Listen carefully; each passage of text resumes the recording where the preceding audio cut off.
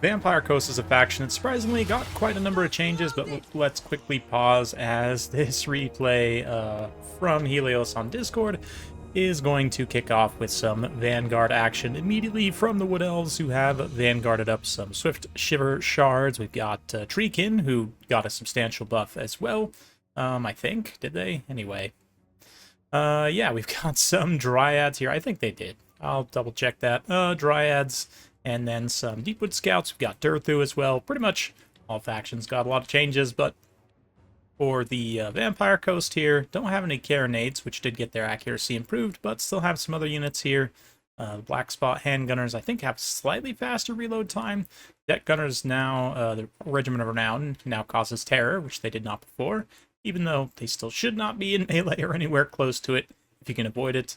Yeah, for the rest of the build here, we've got a Captain of Death. Looks like no healing there, just relying on the damage, some Fell Bats. We've got Scurvy Dogs as well, 3 of them, plus the Morn Ghouls, which had their speed improved, I believe. Yeah, a bunch of stuff, basically. Let's get things going as those Bomber mobs are smashed by Swift Shiver Shards. Very fun thing to say. Nice warm-up, honestly, for the old diction, if you will, but yes, the Wild Hunters of Kronos being Vanguard deployed in the woods here. Yeah, they're going to get absolutely swarmed by hounds, and the Night Terror Morn Ghouls just absolutely getting destroyed there. So, not great for the Wood Elves immediately, but they do run in with their rush. Dryads are going to start to land on this flank over here.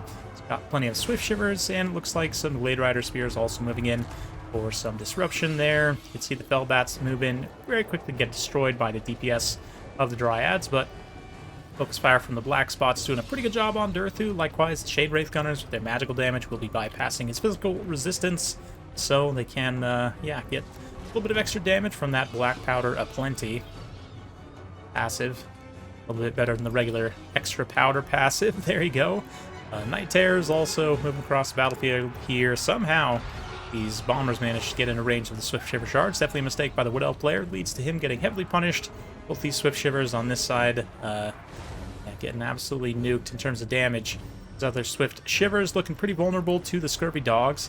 When I personally played Vampire Coast, I tend to also take like a high number of dogs and bats together, especially like here was 6 mobile units in total between the bats and the dogs. I mean, the bats evaporate very quickly. The dogs also, even though they got a little bit of a leadership buff, still are not very tanky units at all, but out in an open space can definitely pursue chase routing units here, disrupt these skirmishers, and, I mean, Deepwood Scouts not complete pushovers. They might actually end up winning this combat here, but at the very least, take some very cost-effective damage, ineffective damage, at least from the point of the Swift Shiver Shards there. Keep in mind also that these mortars are also just kind of raining damage in here across the battlefield. All 3 of them basically still online, have gotten some hits in. Nothing too crazy, but certainly those little chunks of damage can add up over time here. As they attempt to defend, Durthu and his tree is going to be rushing through using those magic attacks to great effect on the Ethereal Shade Wraith Gunners. Morn Ghouls trying to follow up. They're going to fight the Firebark Elders here. Should be an interesting combat. Yeah, a lot of halberds left for the Vampire Coast. Admiral also can use her pistol and Spirit Leech to try and get Durthu down. But of course, Durthu does have a Branch Bro here who can heal him. Soul Pocket, getting a little bit of Earthblood, trying to sustain through some of this damage. Very old school tree tech, but definitely still viable in certain circumstances these days. That said, Blade Riders trying to get in here, take out those mortars, but of course, Scurvy Dogs, being undead, even when they're crumbling, can still continue to defend. And they do, managing to salvage the leadership of those mortars. Another unit of mortars here is getting run down by Dryads, so artillery's time is limited here, but it can get some more damage in the meantime. Wild Hunters of Kronos coming back in. Black Spot are not going to be a great target for them. Black Spot, of course, a bayonet halberd unit, but yeah, if they can get a beat on Durthu here, I don't know. Yeah, it looks like the attack order was maybe directed on the Firebark Elders, which honestly, not a bad play.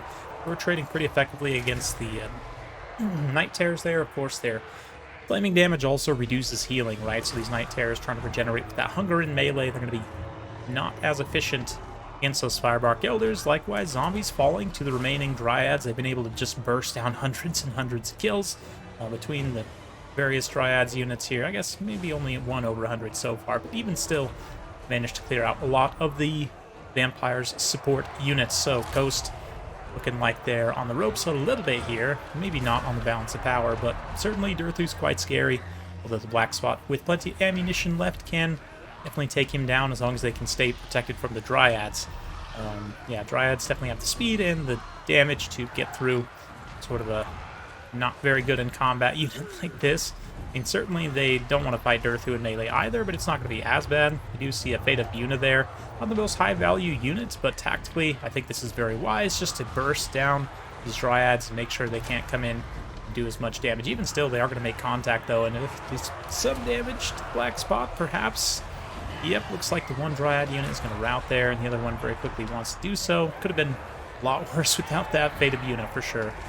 So Black Spot manages to survive that. These other deckhands holding back the Treekin and Dryads for the time being. They'll trade just fine against Firebark Elders, obviously.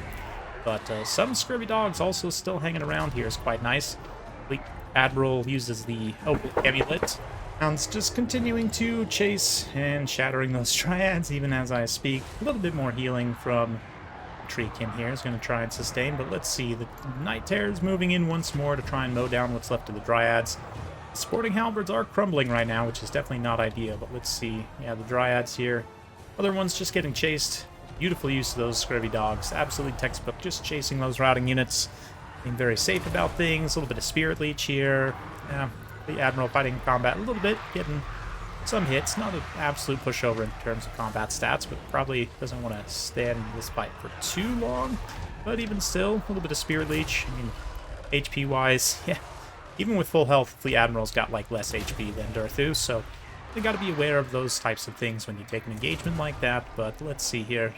With the Night Terrors nearby, Black Spot getting a nice few volleys there. Admiral could, again, just kite away, probably, and use the pistol if they wanted to be 100% secure.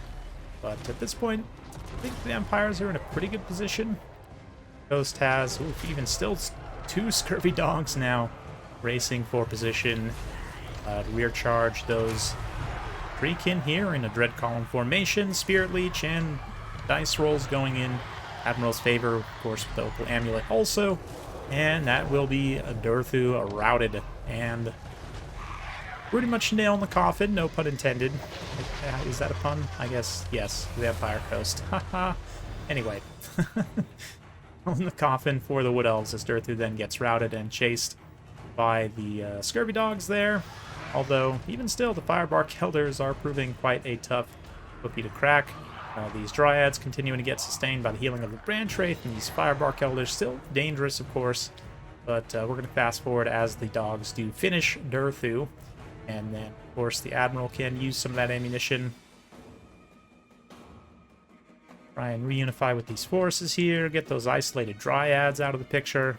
And certainly, since these two Wood Elf units are separated, they are able to come in and break the Dryads pretty decisively without losing either of the Hounds, which is definitely helpful here. One Hound goes to chase, while the other ones kind of go into tactical reserve a little bit here, but that's okay. Was that Fate of Yuna? Yeah, Fate of Yuna on the Firebark Elders. Interesting to use, I don't know, Fate of Yuna or Spirit Leech. I'm not sure in the long run which would be more magic efficient, but certainly in terms of just trying to finish the game as quickly as possible. It looks like Fate of Yuna did a decent job there. Last of the shots from the Admiral being used. And the Mournguls and everything else moving in for the final engagement. That extra speed coming in handy big time as the Firebark Elders try and retreat to the trees, where they'll gain a slight advantage, but another Spirit Leech there on them. And yeah, the Mournguls, Scurvy Dogs, getting that last engagement. Wow, these very red Regiment of Renowned Monstrous Infantry just smacking each other around. Absolutely gorgeous. In this beautiful, spooky scene. There you go. Victory for the Vampire Coast. I haven't cast a game for them in quite some time, and nice to see them doing so well with the update. Again, some units that were updated directly here. I don't know, does the terror on the Shade Wraith Gunners make a difference? Who knows? Reload rate slightly up increase for the Black Spot. They end up getting some really nice value. which is great to see there, gunning down some trees. The rest of the build here, yeah, some of the full armors also contribute some decent value. The Admiral, of course, also just mad value on the Spirit Leeches and damage from the pistol and everything. But MVP Hounds, for sure. I mean, one of them 3x its value in terms of chasing routing units, making sure nothing comes back, making sure to run down all those skirmishers. Absolutely textbook, beautiful mobile Vampire Coast play, and something you have to expect when playing against the Vampire Coast. I don't know if WWE Joel here expected this much mobility. Often people don't necessarily. You kind of think about like, oh, Vampire Coast or Gunline faction, relatively immobile. I don't need to worry too much about protecting my skirmishers. In this situation, he definitely could have used some more Blade Riders just to help screen for these Swift Shiver Shards, make sure they could stay alive a little bit longer, because none of them ultimately paid for themselves. Rads were a great pick here, and they're generally a very good pick in this matchup. Can run down the zombies and trade well into them. Speed. Vanguard comes in very much handy here. But yeah, Durthu also did okay. Farbark Elders did a decent job, but some of the other elements kind of struggled. Vanguard situation, I mean, that's tough. Do lose about 1,500 value immediately, and that is another key mobility piece that could have potentially helped against the volume of mobility here. But yeah, hindsight 2020 for sure. I often will not Vanguard units sort of past. It's hard to figure, but you can kind of visualize like where your Vanguard zone ends, right? And then you have your opponent's deployment zone. Well, they have the same thing on your side, right? So if you can kind of visualize like, okay, where does their Vanguard zone end? You're going to have a little bit of space where you can Vanguard and they can't. Sort of ensures you don't Vanguard on top of each other. Doesn't allow you to obviously go as far forward, but something to consider when you are Vanguarding if you don't want to end up, you know, on top of a bunch of angry dogs, angry undead dogs. That being said, yeah, do be aware of that. So that's it for today. Hopefully you guys enjoyed. If you like this sort of content, be sure to like, subscribe, hit that bell notification. Every time I upload a new video, you'll be notified. Thanks again. We'll see you next time.